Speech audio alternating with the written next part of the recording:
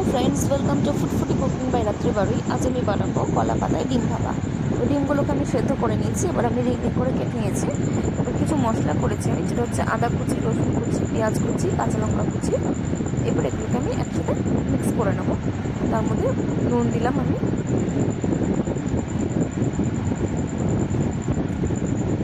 এবার সামান্য হলুদ, মানে যতটা আপনার মশলার পরিমাণ সেই অনুযায়ী পরিমাণে আপনি মশলাটা দেবেন, ঠিক আছে। লঙ্কার গুঁড়ো, ঝাল পছন্দ করলে একটু বেশি দিতে পারেন, জিরের গুঁড়ো, একটুখানি গরম মশলা গুঁড়ো। এবার আমি মশলাগুলোকে ভালো করে মিশিয়ে নেব। ডিমটাকে আগে সেদ্ধ করে নিয়েছি, কারণ কাঁচা ডিম এটা কাঁচা ডিম দিয়ে হবে না। এবার এর মধ্যে একটু কর্নফ্লাওয়ার দেবো, যাতে কি ডিমগুলো ছেড়ে না যায়, কারণ আমি রিং করে কেটেছি। তো আপনারা চাইলে হাফ করেও দিতে পারেন, রিং করে কাটা। তো একটু তেল দিলাম এর মধ্যে, সর্ষের তেল, তাহলে মশলাটা বেশ ঘন হবে, অনেকটা এরকম। এবার একটা কলা পাতা নিয়ে তার মধ্যে আমি এবার তেলটা লাগিয়ে নেব। আমি এখানে রিফাইন্ড অয়েল বা সাদা তেল ইউজ করছি, এটা সর্ষের তেল দিতে পারেন। তো এইভাবে ডিমগুলোকে মশলার মধ্যে মাখিয়ে আমি এইভাবে রেখে দেবো। ডিমগুলোকে হাফ ফালি করেও কেটে নিতে পারেন, আমি রিং করে কেটেছি, যার কারণে আমি কর্নফ্লাওয়ারটা দিয়েছি, না হলে কুসুমগুলো খুলে যেত। খুব সাবধানে এইভাবে হাফ করে নিলে ভালো হয়, কুসুমটা খোলার চান্স থাকবে না।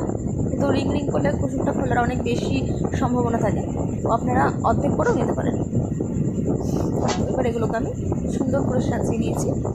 এবার এটাকে কড়াইতে বসাবো। কড়াইতে কোনো তেল দেবো না, কিন্তু কোনো তেল নেই কড়াইতে, একদম শুকনো কড়াই।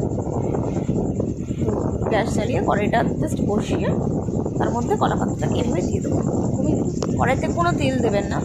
এবার আমি এটাকে আরেকটা কলা পাতা দিয়ে ঢেকে দেবো, দিয়ে এবার আমি কড়াইটাকে ঢেকে দিলাম। 10 থেকে 15 মিনিট সময় নেব। এবার এটাকে ঢাকাটা খুলে আমার কলা পাতাটাকে আবার উল্টাতে হবে, মানে এক পিঠটাকে উল্টা অন্য পিঠ করতে হবে। এটা খুবই টাফ একটা প্রসেস, যে কারণে আমার মা উল্টে দিয়েছে, আমি পারছিলাম না। তো এবার এটাকে আমি নামিয়ে নিয়েছি, যেদিকটায় বাড়িটি ছিল এবার অন্য দিক দিয়ে দিলাম। তো আবার এটাকে আমি বসাবো আঁচে, একদম কম থাকবে কিন্তু আঁচটা, খুব বেশি নয়, মিডিয়াম, লো থেকে মিডিয়াম ফ্লেমে রাখবেন।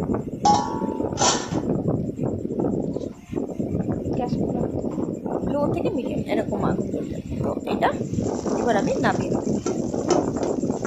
মশলাটা কষতে দেবো, কারণ যেহেতু ডিমটাকে আমি সেদ্ধ করে নিয়েছিলাম।